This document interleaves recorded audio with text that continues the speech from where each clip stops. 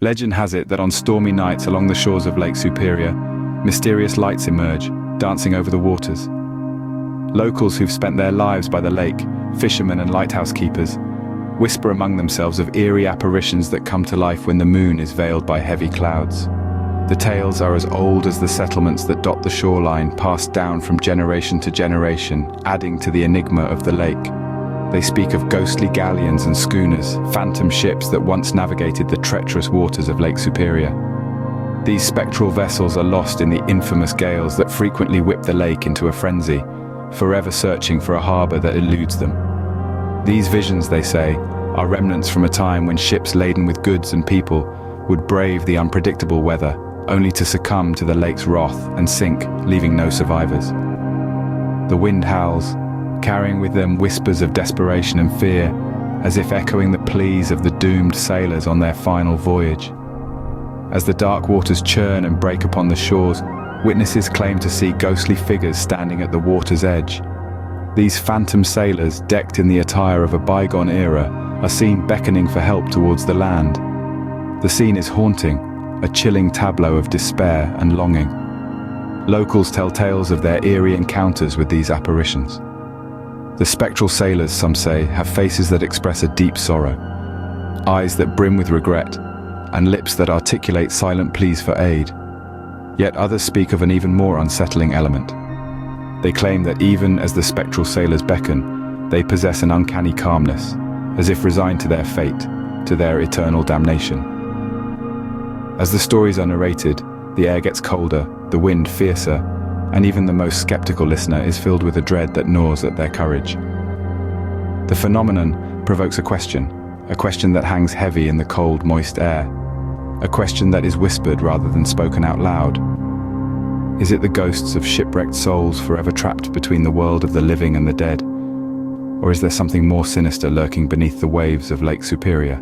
Nestled on the rugged rocky cliffs of the majestic Lake Superior stands the hauntingly beautiful Split Rock Lighthouse, a silent sentinel with a dark secret. This picturesque lighthouse, surrounded by the wild beauty of the lake and the stark cliffs, hides a chilling mystery within its stone walls. Long-standing rumors whisper of a ghost, not just any ghost, but the ghost of a lighthouse keeper who was stripped of his family by the wrath of a fierce storm, still tirelessly tending to his light. This lighthouse, an embodiment of resilience against the unending onslaught of wind and waves, is imbued with a tragic history. A history that, despite the passage of years, refuses to be forgotten. The echoes of the past linger in every stone, every beam, every pane of glass that has weathered hundreds of storms. It is this past that the visitors swear they can still sense, even today. They speak of spellbinding experiences, of flickering lights in the dead of the night, unexplained shadows that dance on the lighthouse walls, and bone-chilling echoes of laughter carried by the howling wind. The wind, as it whips around the lighthouse, is said to carry whispers of a time long gone. It is this ghostly presence, this imprint of a soul left behind, that sets this place apart. Visitors from all over the world have shared tales of eerie feelings, of feeling watched by unseen eyes, of sensing an inexplicable sadness in the air.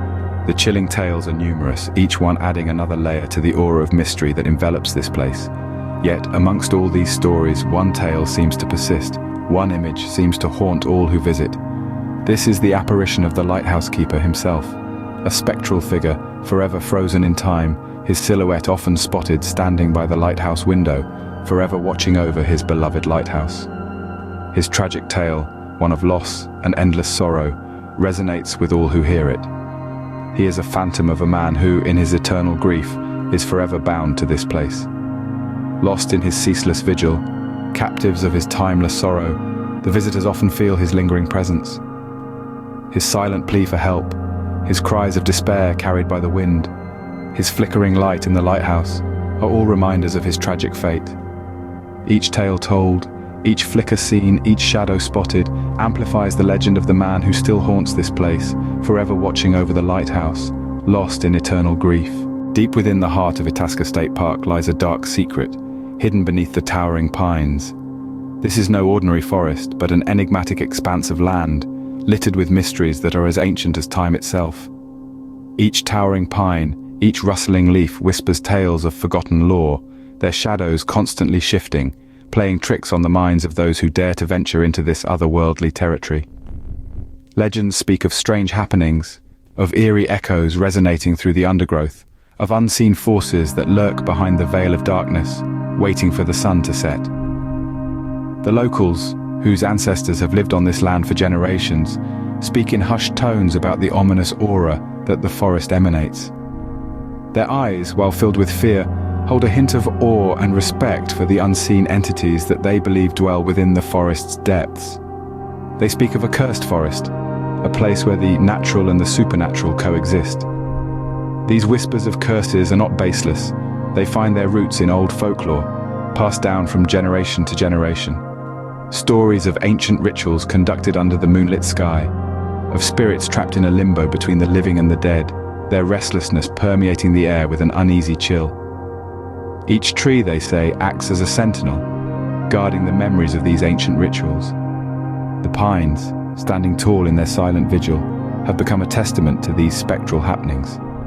Their gnarled roots, akin to an old sage's fingers, have sunk deep into the earth, drawing strength from the very mysteries they keep concealed. It is said that if you listen carefully, you might hear the soft murmurs of the past, the pines narrating tales of eerie rites and restless spirits. This is not a place for the faint-hearted, nor is it a place for the skeptics. Only those who have the guts to face the unknown, to walk through the shrouded pathways, and to respect the law of the land, can hope to comprehend the enigma that is Itasca State Park. Their reward? A glimpse into a world where the veil between reality and the supernatural is exceptionally thin. Locals speak of a cursed forest, where the trees themselves hold the memories of ancient rituals and restless spirits. The secrets of Itasca State Park continue to remain undiscovered, but for those who dare to venture, the forest whispers its tales, forever echoing within the silence of the towering pines. Along the winding paths of Minnehaha Creek, a chilling legend unfolds. A story that has been exchanged between generations, passed down through weathered whispers and hushed tones. It tells of an eerie presence that has long been part of the creek's mythos, a spectral woman whose existence is as much a part of the creek as the water that flows through it. This woman, they say, is not of this world, rather she is a phantom, an apparition, a spectre. Her presence is often announced by the hauntingly beautiful melody of her anguished cries, a mournful refrain that echoes through the stillness of the night. These cries, they say, are born of an unbearable sorrow, a sorrow so deep that it transcends the divide between living and the dead. According to the locals, she is the spirit of a grief-stricken mother who, in a tragic stroke of fate, lost her child to the raging and unforgiving currents of the creek. The water that was once a source of joy and play for her child turned into a merciless entity, snatching away her most precious possession in a blink. The tales speak of encounters with this ghostly figure, encounters that have sent shivers down the spines of the bravest hearts. She is often seen draped in a spectral white, a figure that seems to radiate an ethereal glow in the moonlight. Her mournful sobs, a testament to her never-ending agony, reverberate through the darkened woods, creating a symphony of sorrow that permeates every corner of the creek. Rumors abound of those who have dared to cross her path.